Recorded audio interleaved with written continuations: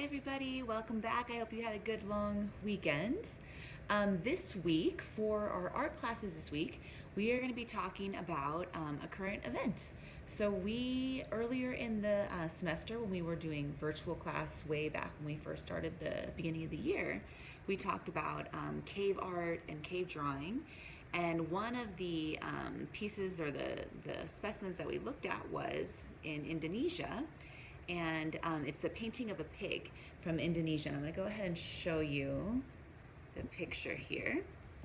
All right, so you can see right here. Make sure I don't have a glare. There we go. All right, so this is the picture. It's a painting of a pig. It's in Sulawesi, Indonesia. And the reason I'm bringing it up again is because it is in the news this week, because they dated it, and it is estimated to be about 45,500 years old.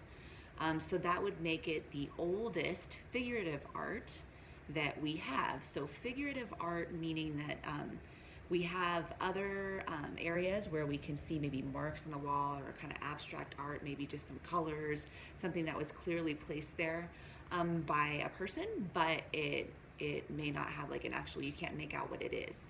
So this would be the oldest figurative art. We know it's a pig. We also know that it is a pig that's in that area, representative of that area. So it's a really important find. So we're bringing that up again this week, and we're going to keep that in mind while we go into our lesson. We're going to study this in two ways. We're going to create our own cave art, but this time I want you to think about two things. Number one would be the subject. So for us, we're looking at this 45,000 years later, and we know that it's kind of interesting. They don't know that these were necessarily modern humans because they haven't found the remains of humans in that area. So that's kind of an interesting tidbit. But they're still looking, so they're not exactly sure who created this artwork. But if we were to create our own and someone were to find it way down the line, what do you think would be a cool representation of your life? What animals or trees or plants do you have around you?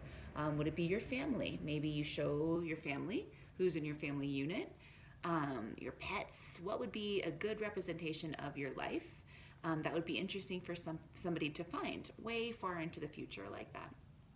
The other thing that I want to look at when we study the cave art is the mediums.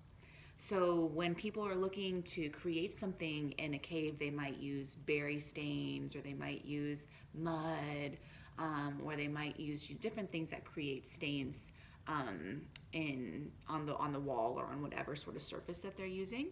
So we're going to be exploring with some charcoal because it's kind of a raw material and it has that kind of a vibe to it where you can kind of smush it around and it's really dirty and it kind of gets on your fingers. So if you have charcoal available, that's a cool medium to use. But in addition to that, I'd love for you to explore with some found items. And it's tough depending on where you're at. And depending on how much snow there is around. If you have a lot of snow around it, you might be a little bit limited. But in Tahoe right now, it's pretty warm. So we have a lot of the snow is melted around here. So you can kind of get at some found items. Maybe you don't want to necessarily use mud or something like that, but maybe you want to use some paint that you have, some tempera or acrylic paint, but you can use a branch, you can use your finger, you can use different kind of different ways of stamping onto a page. So if you have some paint and you use even like a branch of a tree, you can use it like a natural brush. You can use it to brush on paint. You can also use it just to stamp on. So you have the shape of the branch onto the page as well. So those are the two things that I'd like you to explore. Number one, the subject of what a cave drawing could be, your own personal cave drawing. And then number two would be your materials that you use. Pastel is also really cool because it kind of mimics some of the materials that would be used in cave drawings as well. So if you have access to pastels or to charcoals, those are great. And then found items, also very cool to use for your cave drawings. All right, so it's just something that I want to play with. It's kind of cool that it came back into the news again. So I'd love to see what you come up with or what your thoughts are on it as well. It's kind of cool to think about just how important art is in the spans of history and how we can think about what it tells us because without that painting, we wouldn't really have any information about who was there in that area at that time in Indonesia where this pig painting was. So it's pretty important. It plays a big role in kind of communicating with future generations about what was going on at the time.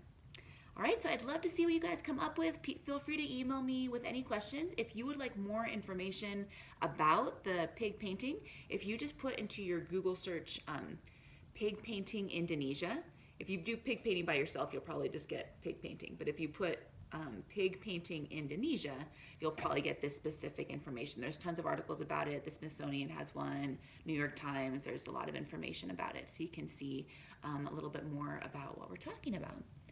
All right. Thank you so much, you guys. Have fun, and I will see you soon.